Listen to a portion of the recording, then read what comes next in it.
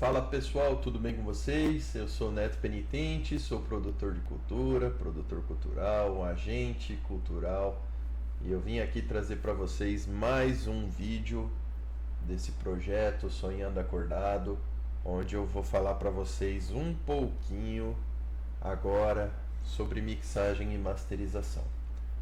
Não vou me aprofundar, é algo muito pessoal, o que soa bem para mim pode não soar bem para vocês, então não há uma regra.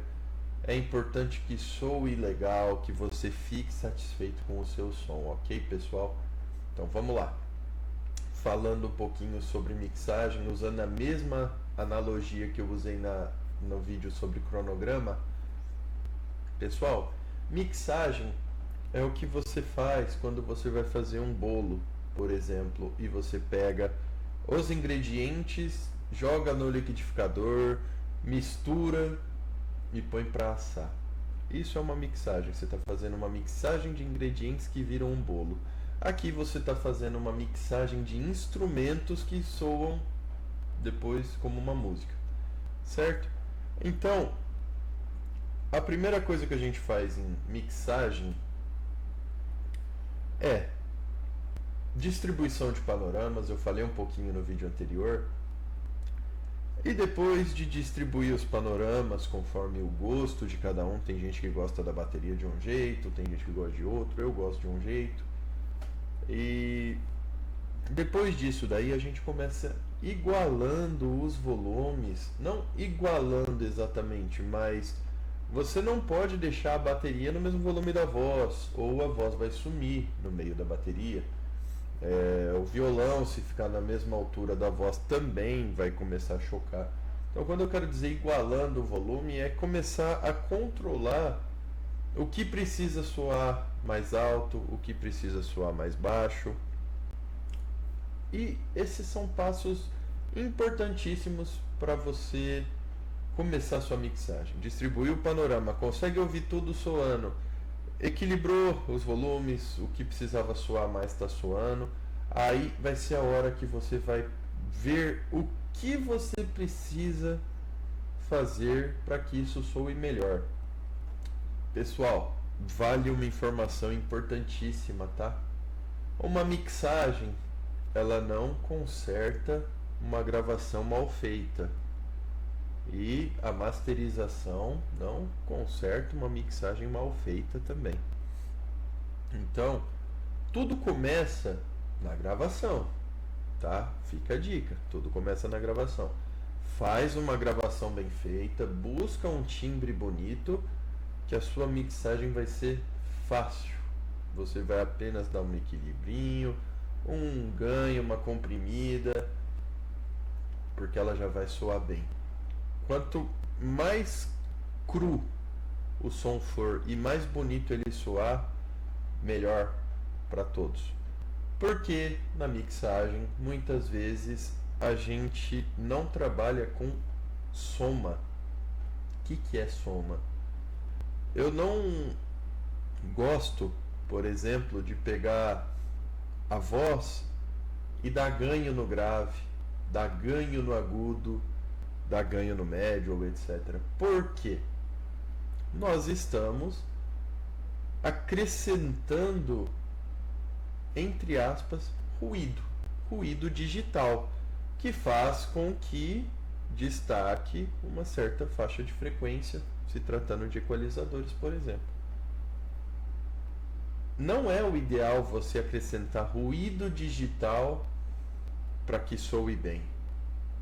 Na verdade, o ideal, na teoria, no mundo lindo dos ursinhos carinhosos, o ideal é você usar mixagem, equalização, para cortar excessos. Vou dar um exemplo. A bateria está lá, tum, tum, tum, o bumbo, né? E o baixo é um instrumento que tende a atuar na mesma faixa de frequência do bumbo. Então, geralmente, um dos dois some, se não tiver bem mixadinho, digamos assim, porque eles trabalham na mesma frequência. Dois corpos não ocupam o mesmo lugar no espaço, então um se sobressai ao outro. E aí, pessoal, então a gente usa o equalizador geralmente para tirar uma sobra de grave, uma sobra de agudo, atenuar uma sibilância, por exemplo, ps, ps, ps, né? Alguns artistas como eu, a gente tem um S muito assoviado, então é, é importante dar uma limpadinha para não ter muito ruído na música. E beleza, fizemos uma equalização, a gente vai fazer uma compressão. A ordem dos fatores não altera o produto, porém eu gosto de fazer nessa ordem, porque se eu usar primeiro um compressor, eu vou comprimir e depois eu vou aumentar a frequência. O compressor ele perde um pouco da função de tirar picos e aumentar o volume médio, digamos assim. Porque eu estou acrescentando ruído depois do compressor. Então, primeiro eu faço uma equalização, depois eu jogo um compressor. E o compressor, eu já até previamente há alguns instantes falei, o que ele faz? Se você tem ondas que estão muito, vou dizer, grandes, né? Você tem, se você ampliar tua área do Reaper, você vai ver que a onda ela é literalmente, né, uma senoide. E essa senoide, o ideal para os padrões radiofônicos e etc, não é que ela seja alto, né, alto. O ideal é que ela seja o mais linear possível. E é para isso que serve o compressor. Ele vai comprimir o que passa de um determinado ponto e vai igualando, aumentando o volume médio de tudo. Certo, pessoal? Então, existem vários fatores que você tem que usar na compressão, tem que saber como funciona, mas ela é muito importante, porque ela evita que você tenha essas sobras de ganho ou etc. Passou um compressor, é para soar ainda melhor a sua mix, ela já foi bem gravada, você já tirou umas frequências que estavam atrapalhando, deixou ela mais limpa. Você passou um compressor e agora nada está soando subitamente mais alto, pum, pum, né? Tá tudo no mesmo volume. A gente acrescenta, esse eu sou muito a favor, que é um processador digital, tanto reverb como um delay, que são ferramentas para ajudar a gente criativamente. A gente pode usar um delay para um determinado momento da música, um reverb para acompanhar a voz, deixar a voz um pouquinho mais molhadinha. Vocês já foram na igreja e num dia, por exemplo, que não tinha muita gente, ou um dia que você foi numa tarde, foi visitar lá e de repente você falou e aí você ouviu uou, né, aquele reverb, aquela reverberação da sua voz. Então, isso pode ser bonito pro teu estilo de música, depende de qual é, mas eu sou a favor do reverb, eu gosto bastante, gosto do delay também. Então, depois a gente vai usar um reverb, certo? Eu não costumo trabalhar com muitos processadores de efeitos, dependendo da situação. Como eu falei, a minha voz ela é muito sibilante e de repente só cortando a frequência da sibilância eu não consegui tirar o S. Eu uso às vezes um de-esser, mas lembrando, gente, sempre para tirar a frequência, nunca para aumentar, certo? É muito mais fácil algumas vezes você somar um pouquinho de alguma outra frequência, mas o ideal é que não coloque ruído digital, certo, pessoal? Então, pessoal, eu vou mostrar aqui para vocês. Vou pegar aqui, vou configurar rapidinho. Vou pegar um bumbo, tá? Um bumbo, só para mostrar para vocês aqui como que funcionaria, certo? Estou importando aqui para mostrar para vocês. Então, ó, eu vou abrir a tela do Reaper. Olha só, então nós estamos aqui com o bumbo, ó. A bateria não tem jeito, ela vaza frequência. Olha só, estamos aí com um bumbo, certo? Esse é o bumbo do jeito que veio gravado. Repare que eu estou usando o loop aqui para ficar sempre batendo, tá? Olha ele aí. O que que a gente faz? A gente vai trabalhar com os três principais processadores que eu acho, né? Equalização. O que que eu vou fazer primeiro, pessoal? Eu vou ver como que soaria, o que que está faltando, o que que está sobrando para esse bumbo, na minha opinião, soar melhor. Então, eu exagero mesmo.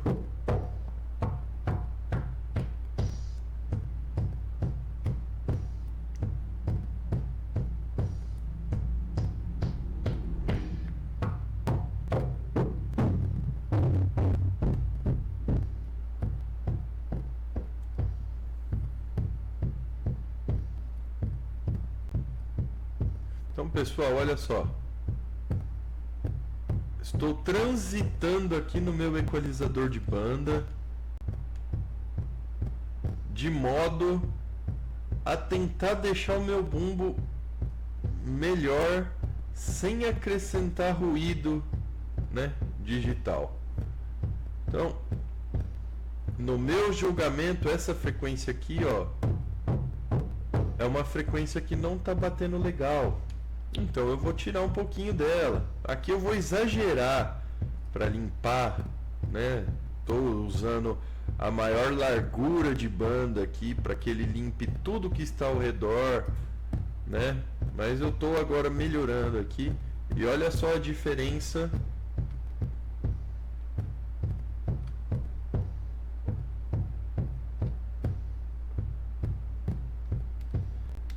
Pessoal, com o bumbo somente aqui solado, isso pode não parecer uma grande diferença, mas no meio da música, onde você tem vários instrumentos soando, essa sobra de frequência, ela pode ser muito difícil de trabalhar, pode ser muito difícil de lidar.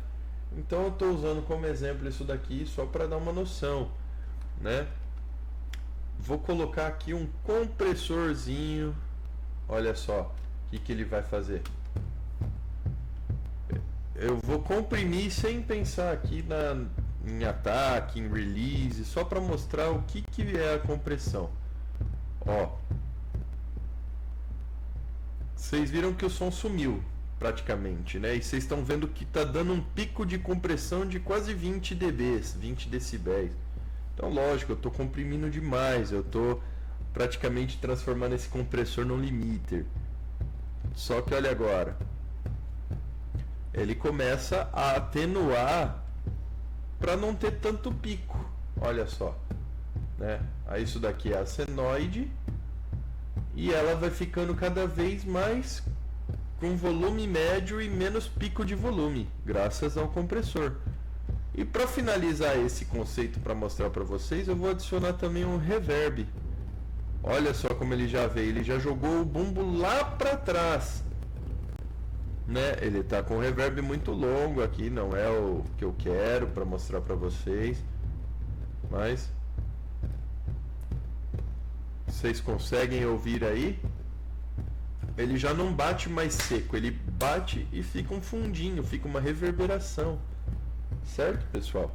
Vou aumentar o size aqui, ó.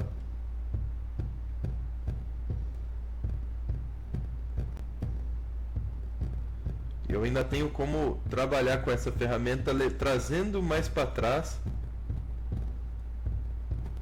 ou mais para frente. Vocês estão de fone aí? Vocês conseguem ouvir isso? Certo, pessoal? Então, essas 3 ferramentas são as principais que eu utilizo na hora de fazer uma mixagem. Para a mixagem soar bem, sempre procurando tirar frequências e não acrescentar, abaixando o pico de volume com um compressor, gerando maior volume médio, e um reverb como uma ferramenta criativa para dar um pouquinho mais de ambiência para a música. Certo, pessoal? Então, falando sobre mixagem, seria isso, tá? Você deixar a música com os panoramas distribuídos, volumes adequados, processadores de efeito para deixar ainda mais bonita, certo? Terminou a sua mixagem, muitas vezes ela não vai ter o volume alto, o volume suficiente para que você compare com uma música dos padrões radiofônicos, né? Ela precisa de uma masterização, certo, pessoal? Então, eu vou mostrar aqui para vocês o seguinte. Eu vou adicionar nessa faixa aqui, nesse projeto do Reaper, a caixa da bateria também, certo? Então, só um instante, tá, pessoal? Pessoal, então, ó, bumbo e caixa aqui. O que acontece? Quando eu trabalho com mixagem, eu vou trabalhar com as pistas individuais. Voltando para aquela coisa da receita: óleo, manteiga, ovo, chocolate, certo? Cada coisa é uma coisa.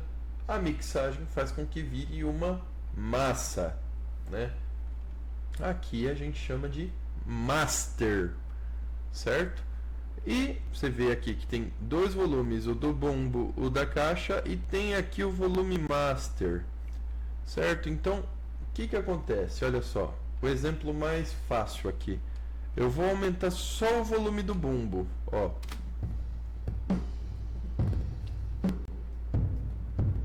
Aumentei só o volume do bumbo, certo? Voltei o volume do bumbo. Agora, eu vou aumentar só o volume da caixa.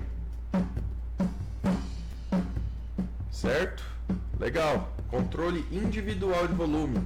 Aqui na Master, se eu aumentar eu aumento tudo. Olha só. Se eu abaixar eu abaixo tudo. Certo?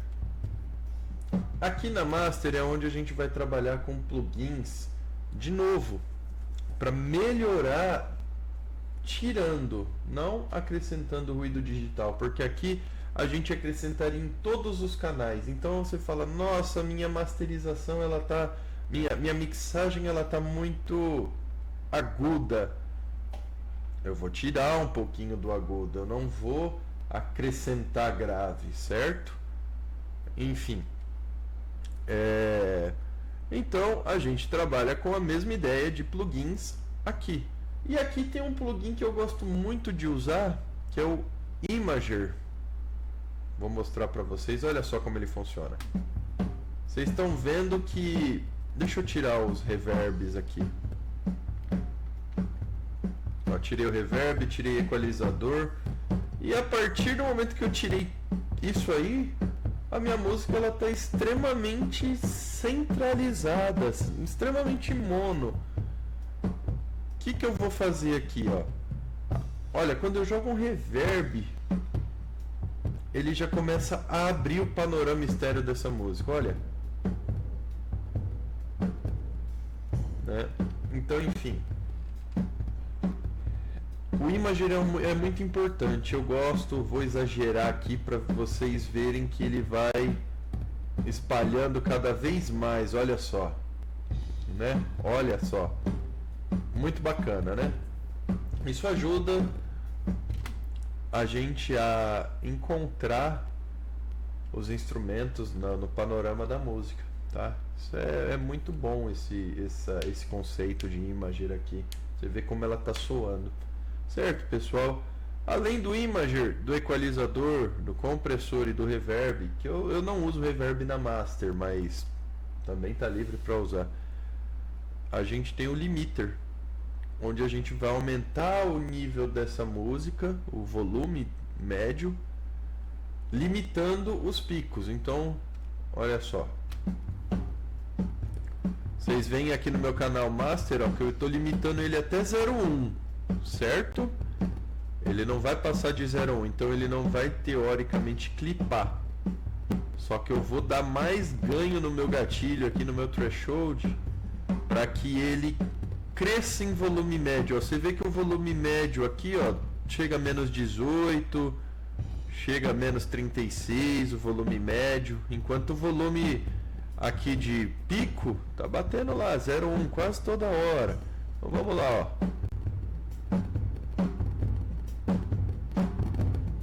Opa, aumentei tanto, ó, que o meu volume médio começou a chegar em níveis que ele fica vermelho. O que isso significa? Que está sendo também atenuado e que já corremos o risco então de ter alguma distorção por conta do alto volume. Então é uma ferramenta que a gente tem que usar também com muita sabedoria, porque a gente deixa a nossa música mais alta, mas ao mesmo tempo a gente pode distorcer dependendo do tanto que a gente puxar esse gatilho aí. Certo, pessoal? E aí a gente tem uma masterização feita, né, do modo geral, para que a gente possa lançar para o nosso processo de vídeo, certo? Então eu vou encerrar esse vídeo por aqui. Se tiverem dúvidas, podem comentar embaixo. Vou fazer vídeos para responder vocês, certo? E o próximo vídeo a gente vai falar sobre a captação do vídeo que foi utilizado para esse projeto e sobre a edição do vídeo também. Muito parecida com a edição do áudio, tá, pessoal? Também tem as mesmas ideias, os mesmos ideais por trás para que a gente consiga ter um vídeo claro, um vídeo limpo, um vídeo bom, certo? Então, valeu, pessoal, um abraço e até o próximo.